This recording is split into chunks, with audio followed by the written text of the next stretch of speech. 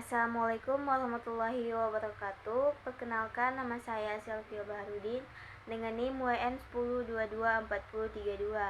Di sini saya akan menjelaskan 3 contoh sosial budaya yang berdampak positif bagi kesehatan ibu hamil. Jadi yang pertama itu ada senam ibu hamil. Senam khusus ibu hamil yang menjadi bagian dari budaya kesehatan modern di Indonesia. Kemudian aktivitas ini biasa dilakukan oleh klinik dan komunitas kesehatan lainnya untuk meningkatkan kebugaran dan fleksibilitas otot-otot yang akan digunakan nanti selama persalinan. Kemudian senam ibu hamil juga berfungsi untuk mengurangi stres, meningkatkan peredaran darah, dan juga meningkatkan suasana hati. Jadi senam ibu hamil ini sangat berdampak positif bagi kesehatan ibu hamil dan janinnya.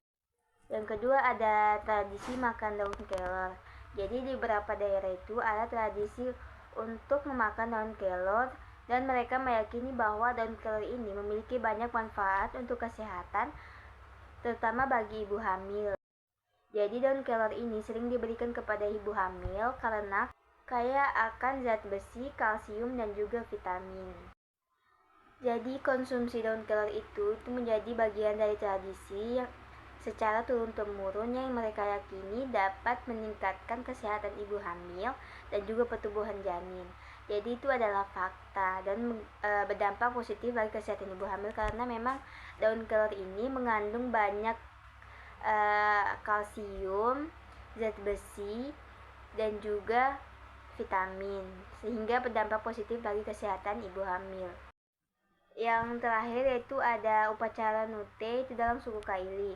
Jadi upacara nute ini dilakukan pada saat umur kehamilan itu mencapai 7 bulan.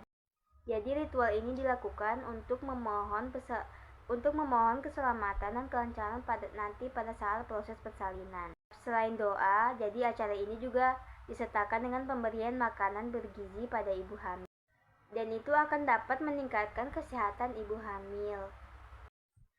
Jadi itu saja yang bisa saya jelaskan, 3 contoh sosial budaya yang berdampak positif bagi kesehatan ibu hamil. Selanjutnya akan dijelaskan oleh teman saya. A few moments later. Baik, perkenalkan saya Regina Ramadhani. Di sini saya akan melanjutkan penjelasan tentang faktor sosial budaya yang dapat menurunkan kesehatan bagi ibu hamil.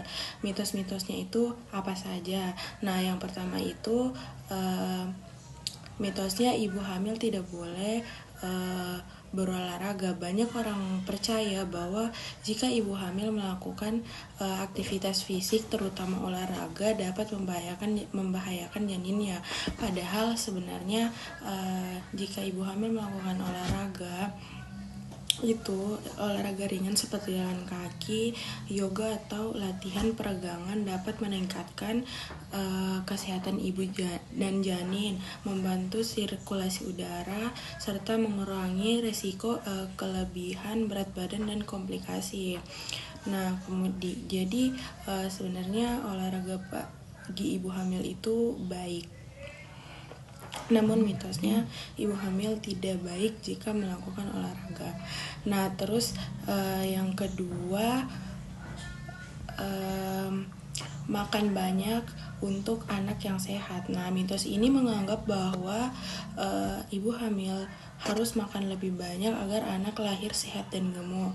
Padahal kenyataannya jika makan terlalu banyak atau berlebihan itu justru tidak sehat, dapat meningkatkan resiko diabetes gestasional, obesitas, dan komplikasi lainnya. Jadi mitos bahwa ibu hamil harus makan banyak agar anaknya sehat, tumbuh besar, itu sebenarnya tidak baik juga jika terlalu berlebihan. Nah, terus yang ketiga, pantangan terhadap makanan bergizi tertentu. Beberapa budaya memiliki mitos atau pantangan terhadap makanan tertentu seperti ibu hamil tidak boleh makan ikan laut atau telur dengan anggapan dapat menyebabkan lagi-lagi komplikasi. Padahal ikan yang kaya akan asam lemak omega 3 sangat baik untuk perkembangan otak janin, dan telur adalah sumber protein berkualitas tinggi. Yang perlu perhatikan adalah memastikan makanan tersebut bersih, matang dengan sempurna. Nah, jadi sekian dari saya, itu beberapa mitos bagi ibu hamil yang terbilang tidak baik, padahal sebenarnya itu baik. Sekian dari saya. Terima kasih. Assalamualaikum warahmatullahi wabarakatuh.